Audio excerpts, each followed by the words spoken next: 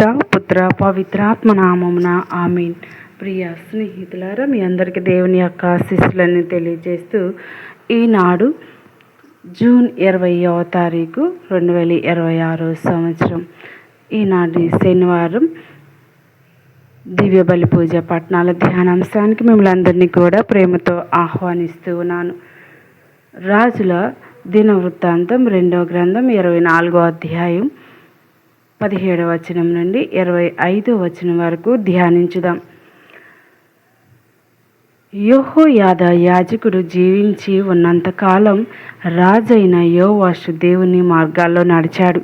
కానీ యెహోయాదా మరణించిన తరువాత అతడు నాయకుల మాటలకు లోబడి దేవుణ్ణి విడిచిపెట్టాడు.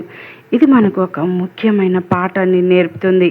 మన విశ్వాసం కేవలం ఇతరుల ప్రభావంపై కాకుండా దేవునితో మన వ్యక్తిగత సంబంధం ఆధారపడాలి. పరిస్థితులు మారినా, మనుషులు దూరమైన దేవుని పట్ల మన నిబద్ధత స్థిరంగా ఉండాలి. ప్రజలు దేవాలయాన్ని విడిచి విగ్రహారాధనలో పడిపోయినప్పుడు దేవుడు ప్రవక్తలను పంపి వారిని హెచ్చరించాడు. దేవుడు శిక్షించడానికి తొందరపడడు, ముందుగా మారు మనసు పొందే అవకాశం ఇస్తాడు. నేటికి దేవుడు తన వాక్యం, సంఘం మరియు ఆత్మీయ నాయకుల ద్వారా మనలను సరిదిద్దుతూనే ఉన్నాడు. ఆ హెచ్చరికలను వినడం జ్ఞానానికి గుర్తు. యెహోయాదా కుమారుడైన జకరియా దేవుని సందేశాన్ని ధైర్యంగా ప్రకటించాడు. అయితే ప్రజలు అతని మాటలను అంగీకరించకుండా అతనిని రాళ్లతో కొట్టి చంపారు. సత్యాన్ని ప్రకటించడం కొన్నిసార్లు వ్యతిరేకతను తెచ్చిపెడుతుంది. అయినప్పటికీ దేవుని సేవకులు భయపడకుండా సత్యానికి సాక్షులుగా నిలవాలని ఈ సంఘటన ప్రోత్సహిస్తుంది.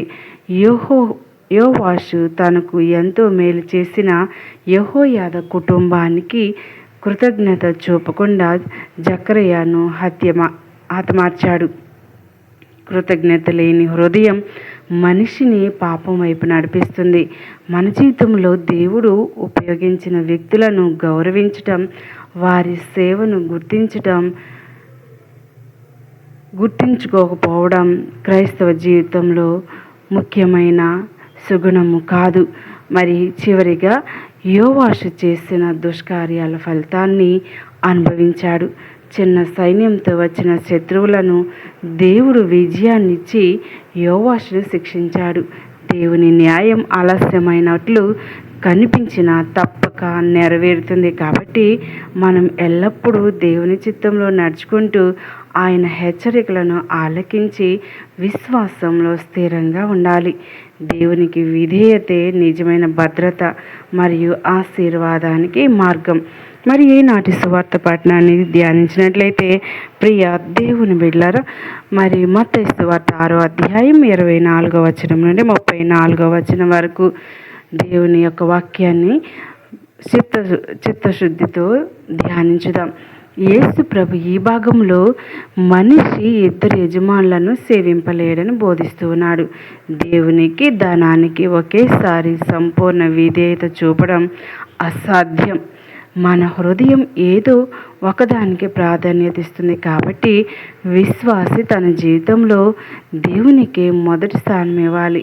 దేవుడు మన జీవితానికి కేంద్రంగా ఉన్నప్పుడు మిగతా విషయాలు సరైన స్థానంలో ఉంటాయి. ధనం స్వతహాగా చెడ్డది కాదు, కానీ ధనంపై అతిగా ఆధారపడటం ప్రమాదకరం. మన భద్రత, ఆనందం, భవిష్యత్తు అన్నీ ధనంలోనే ఉన్నాయని భావించినప్పుడు మనం దేవుని మీద నమ్మకాన్ని కోల్పోతాం.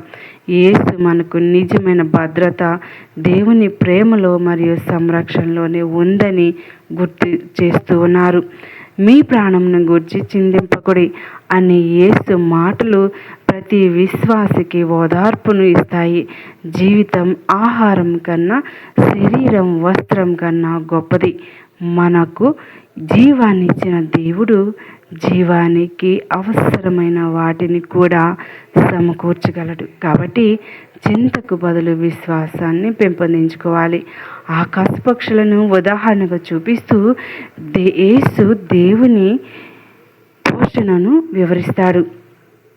అవి విత్తవు, కోయవు, గోధుమల్లో నిల్వ చేయవు. అయినప్పటికీ పరలోక తండ్రి వాటిని పోషిస్తూ ఉన్నాడు. దేవుని దృష్టిలో మనం పక్షుల కన్నా ఎంతో విలువైన వారం. ఈ సత్యం మన హృదయాల్లో నమ్మకాన్ని కలిగించాలి. యేసు అడిగిన ప్రశ్న చాలా లోతైంది. చింతించడం ద్వారా ఎవరు తమ జీవితానికి ఒక గడి అయినా చేర్చగలరు? చింత సమస్యలను పరిష్కరించదు, అది మన శాంతిని మాత్రమే దూరం చేస్తుంది. ప్రార్థన, విశ్వాసం, దేవునిపై ఆధారపడటం మాత్రమే మనకు నిజమైన ధైర్యాన్ని ఇస్తాయి. అవి పుష్పాలను చూపిస్తూ దేవుడు తన సృష్టిని ఎంత అందంగా అలంకరిస్తాడో యేసు వివరిస్తాడు. కొద్ది కాలం మాత్రమే ఉండే పువ్వులకు దేవుడు ఎంత శోభనిస్తే తన పిల్లలమైన మనలను ఎంతగా చూసుకుంటాడు.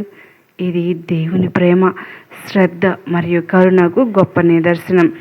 అన్యజనులు భౌతిక అవసరాల కోసం ఆందోళన చెందుతారు, కానీ విశ్వాసులు పరలోక తండ్రి తమ అవసరాలను ఎరిగి ఉన్నాడని తెలుసుకుంటారు. అందువల్ల యేసు మొదట దేవుని రాజ్యమును, ఆయన నీతిని వెదకుడి అని పిలుపునిస్తూ ఉన్నాడు. దేవుని చిత్తాన్ని ప్రథమ స్థానంలో ఉంచినప్పుడు ఆయన అవసరమైన వాటిని సమకూరుస్తాడు.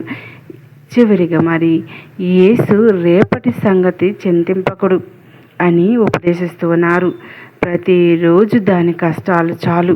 భవిష్యత్తును గూర్చి భయపడకుండా నేటి రోజును దేవుని చేతిలో ఉంచి జీవించాలి. దేవుని కృప ప్రతిరోజు సరిపోతుంది. కాబట్టి విశ్వాస చింతలో కాదు, దేవుని వాగ్దానాల్లో విశ్రాంతి పొందుతూ ఆనందంగా జీవించాలి. కళ్ళు మూసుకొని ప్రార్థన చేద్దాం. దయగలిగిన తండ్రి, కృప కలిగిన మా దేవ, ప్రియమైన పరలోక తండ్రి, ఈ వాక్యం ద్వారా మమ్మల్ని బోధించినందుకు నీకు కృతజ్ఞతలు. ఈరోజు మేము ధనమును కాకుండా నిన్నే మా జీవితానికి యజమానిగా ఎంచుకోవాలని సంకల్పిస్తూ ఉన్నాం. మా హృదయాల్లో ఉన్న భయాలను, చింతలను, ఆందోళనలను నీ సన్నిధిలో ఉంచుతూ ఉన్నాం. ప్రభువా, ఆకాశ పక్షులను పోషించినట్లే, అడవి పుష్పాలను అలంకరించినట్లే మా జీవితాలను కూడా నీ ప్రేమతో మరియు కృపతో నడిపించుము. మా అవసరాలన్నిటినీ నీవే ఎరిగి ఉన్నావని విశ్వసించే విశ్వాసాన్ని మాకు ప్రసాదించుము. ప్రతి పరిస్థితిలో నీ మీదే ఆధారపడే హృదయాన్ని అనుగ్రహించుము.